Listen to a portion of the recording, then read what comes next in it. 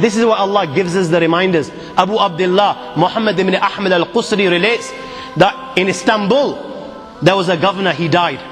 They dug a grave for him. When they were on the verge of lowering this body inside the grave, do you know what they saw inside the grave?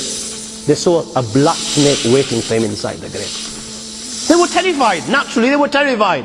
They didn't want to bury this guy inside this grave, so they dug another grave. Now they've spent hours digging the second grave. They're on the verge of lowering the body inside the grave, and you know what?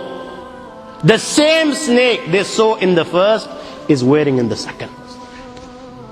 They dig a third grave. A third grave.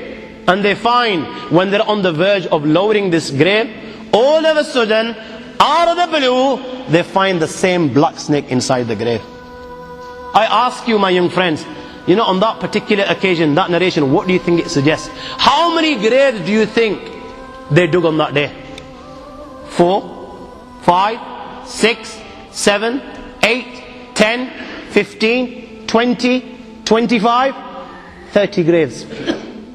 The narration says that on that day they dug about 30 graves. Every time the grave was dug and they were on the verge of lowering this body inside the grave, they would find the same black snake waiting.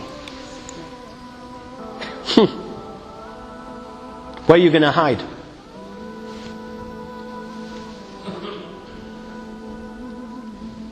It doesn't come any clearer than this. Where are you going to hide? Where? Allah. You know, even when you've gone 6 foot under, you can't get away. You've left the dunya and you've gone 6 foot under and you think you've got away with it. This is where it will begin. You know, fed up after digging so many graves, they consulted the ulama. What should we do with this person? May Allah protect us.